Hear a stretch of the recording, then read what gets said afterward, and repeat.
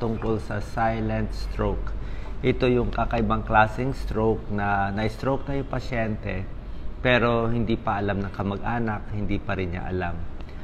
Normally, alam natin yung stroke, diba? Ang mga taong na-stroke, yung tunay na stroke na nakita nyo, hindi nagagalaw yung kamay, o minsan hindi makasalita o namamanhid yung katawan, napaparalyze yung kalahating parte ng katawan. Yan ang malinaw na stroke na nakikita natin. Pero ayon sa pag-aaral, mas madalas yung silent stroke. Ibig sabihin, na-stroke na yung pasyente pero hindi alam ng kamag-anak, hindi rin niya alam kasi sobrang konti o halos walang sintomas. Ganito po kasi nangyayari sa stroke. Ito yung utak natin, ito yung brain natin. Depende kung anong magbabara na ugat dito sa utak natin, merong parting namamatay dito sa utak. Okay, ito yung kabilang side.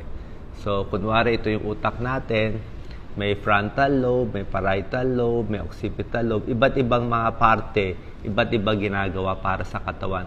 Kadalasan tinatamaan dito sa may gitna. Pag dito sa may gitna, yun yung napaparalyze yung kamay, yung hindi makagalaw, nangingibi yung muka. So yun po, obvious na stroke, diba? Kita ng lahat. Pero minsan kasi, ang nagbabara, yung mga maliliit na ugat. Minsan may maliliit na ugat dito sa harap sa frontal lobe. Yan, walang halos di mo mamamalayan yan. Kasi nagagalaw yung kamay, nagagalaw yung paa, hindi namamanhid. Pero nag-iiba lang yung sintomas. Explain ko mamaya. Merong mga tao, merong mga maliliit na stroke, hindi nila alam. Paano to nalaman? Nakikita po to sa CT scan or MRI. Kamakailan lang, meron akong pasyente, nagbabago yung ugali. Parang pareho naman, mali-mali lang minsan na sinasabi. Palagay natin, pangalan nyo, ganito, nabaliktad yung pangalan nyo. Kala nyo, baka ulyanin lang siya. Pero, nung ginawa namin ng MRI, nakita, maraming maliliit na stroke. Okay? So, itong mga silent stroke, mas madalas sa tunay na stroke. 14 times more common ang silent stroke. Kadalasan ang tinatamaan senior citizen, pero meron ding mga mas bata na nagkakaroon ng silent stroke. Sino po ang at risk? So, sino sa atin ang posibleng magkaroon ng silent stroke? Minsan sa harap o dito sa mga tabi-tabi na hindi natin alam. Ito po risk factor. Number 1, yung mga may high blood. Okay? Pag mataas ang blood pressure nyo, siyempre, mataas yung blood pressure, mas tumitigas yung mga arteries natin, mas posibleng kumipot yung malilit, mas na-stroke. May high blood, mataas ang cholesterol, alam niyo naman, di ba? Mamantika, matataba, mataas ang cholesterol, mas nagbabara, gumagamit ng droga, siyempre drug use, sobrang stress, sobrang stress ang trabaho, mas na-stroke din. Siyempre, pag na-stress, kasama na yung high blood yan. May diabetes, okay? Mga may diabetes, nasisira din yung mga ugat. Sigarilyo, yan, number 1 risk factor. Yung mga smoker, naninigarilyo, at yung dati ng may stroke o may mga bara-bara sa ugat. Isa pa, yung irregular yung tibok ng puso, yung tinatawag na atrial fibrillation. Ito siguro yung mga may ganitong pasyente lang may alam. Abnormal heart rhythm to, nagloloko yung tibok. Atrial fibrillation, imbis na lab-dub yung tibok ng puso, sa kanila tumatalon. Dub, tapos mawawala. Tapos dub, tapos mawawala. Atrial fibrillation, hindi maganda yung bomba ng puso, mas malapot ang dugo, mas nagbabara sa ugat. Overweight, mga matataba, mas nai-stroke. At sedentary lifestyle, yung lagi lang nakaupo, hindi nag-exercise, hindi pinapawisan, hindi dumadaloy ang dugo sa katawan. Diba? Pag hindi maganda daloy ng dugo, hindi rin maganda daloy sa utak. So itong mga taong ito, high blood, high cholesterol, stress, cigarette smoking, irregular yung puso, overweight, tsaka hindi nag-exercise, mas mataas ang risk magkaroon ng silent stroke. So hindi natin alam, sana wala pa tayo nito. Ano komplikasyon? Itong maliliit na bara-bara, parang computer yan Parang nagkaka-virus yung computer mo. Pag konting virus, aandar pa yung computer. Pero pag marami ng virus yung computer, nagkadasira-sira, pag in-on mo yung computer, wala na, magsha-shutdown na, mag-hang na yung computer. So, tuloy-tuloy na small stroke, ito na magiging diferensya. Yung utak, hindi nagagana. Yung isip, hindi na makaisip.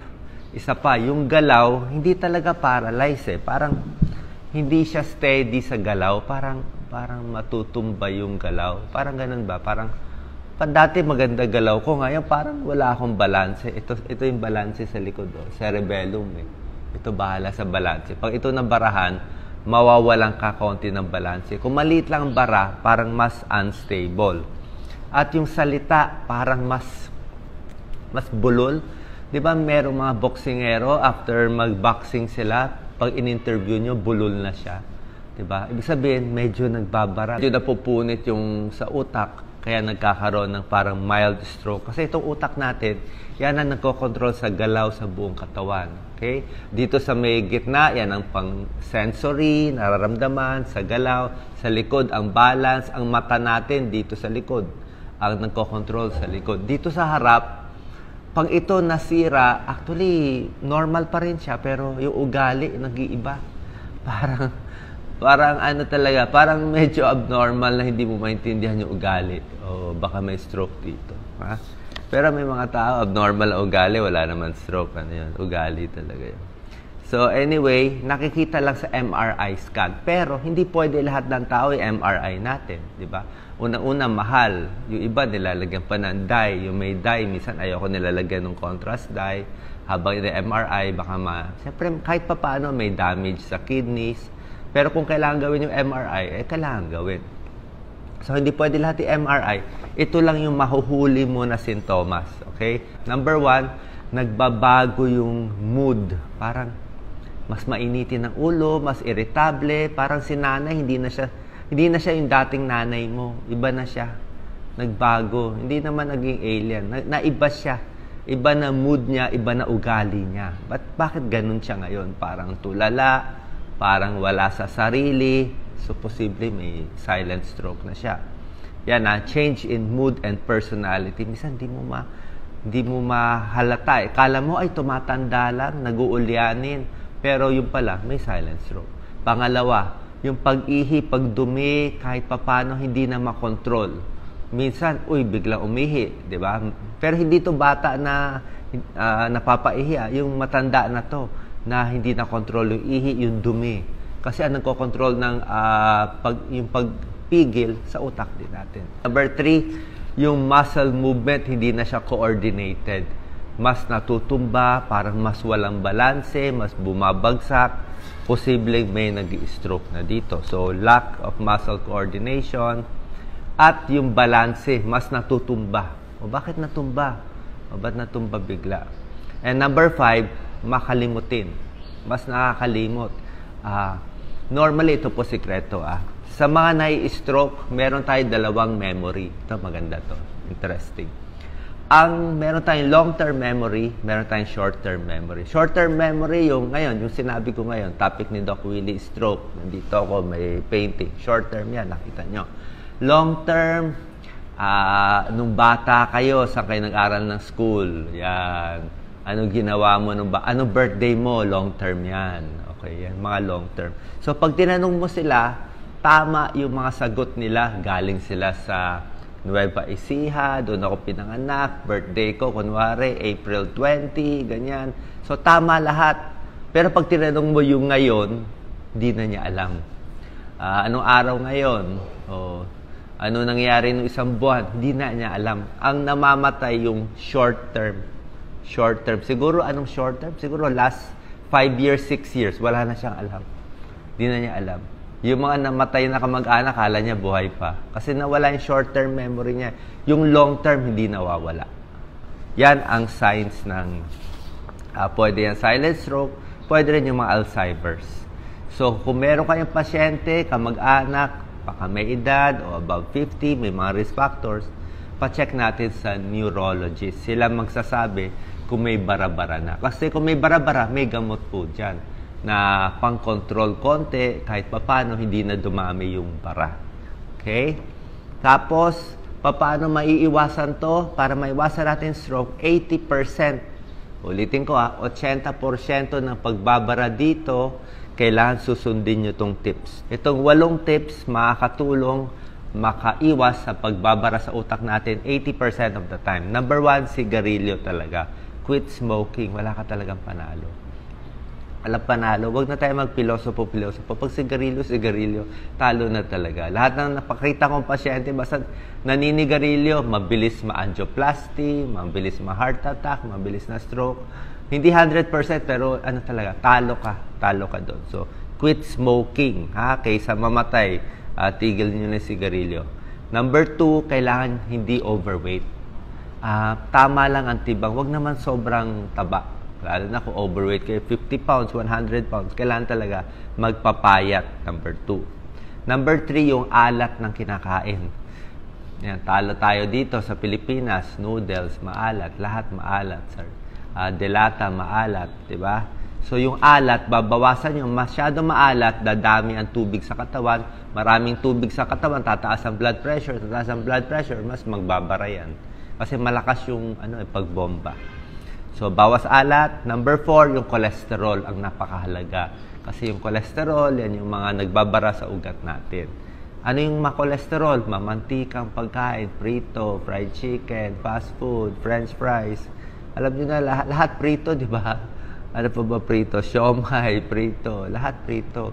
So, dati, walang prito. Ngayon lang tayo nagka-prito. Kaya kung kumakain kayo, pilitin nyo hanapin yung hindi prito. Hard-boiled egg na lang. Mga pasingaw, steam, di ba? Pa-steam na lang natin. O sinigang, pwede rin, di ba? So, lutong, hindi gumagamit ng mantika. And number 5, kailangan kumain talaga ng 2 tasang gulay, 2 tasang prutas araw-araw. Ganun talaga. Kung gusto niyo 3 tasang gulay, yan ang pinakamaganda. Kasi yung gulay, hindi nakaka-diabetes, hindi nakakataas ng blood sugar ang gulay, nakakabusog, nakakapayat, kasi busog ka pero lang siya, parang fiber lang siya. Parang pansapal lang ba, di ba? Marami ng minerals, vitamins, busog ka pa sa gulay, hindi ka patataba. Pero pag kumain ka ng mga solid na kanin o karne o yung mga yung talaga matatamis, mayonnaise, yun talaga. Talo tayo doon. Konting kain mo lang, ang taas ng calories. So, gulay, tapos prutas, mga 2 cups in a day. Ehersisyo. Yung pag-exercise talaga, dapat buong araw, hindi ko sinasabi mag-gym kayo o gumastos kayo. Basta mapawisan lang kayo, siguro mga 30 minutes sa isang araw. Pwedeng maglakad, kung kaya nyo umakyat ng hagdanan, habang nasa office, nasa trabaho, di ba, mas galaw-galaw, maglinis sa bahay, mag-mop, pwede lahat yan. Basta pinapawisan, nag-exercise 30 minutes to 1 hour a day. Kasi pag gumagalaw yung katawan, gaganda yung daloy ng dugo. Nache-check nila yan. Gaganda yung brain flow, mas tatalino, mas magalaw. Kaya mas magalaw ako. Mas magalaw, mas maganda.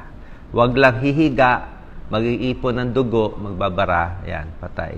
Number 7, healthy diet. Alam nyo na healthy diet, di ba? Pwede ang mani, oatmeal para sa cholesterol, gulay, at iba't iba pa. Okay, brown rice kung gusto nyo. And last tip, bawas stress. Kasi pag sobrang stress, pero hindi rin pwede walang stress. Kung walang stress, boring din ang buhay. Pag sobrang stress, hindi rin maganda. So, tamang-tamang stress lang para excited kayo sa buhay. At last tip, para humaba ang buhay, kailangan may ginagawa lagi. Kailangan gagawa ka ng video, may project ka, may hinahabol ka everyday. Kasi oras na mag-retire kayo, matulog na lang sa bahay, wala na, matutulog na rin yung katawan ninyo. Okay? Sana po nakatulong tong video. Like and share po bago tong topic ko, silent stroke. Bihira lang nang didiscuss nito, pero ito 14 times more common than the ordinary stroke.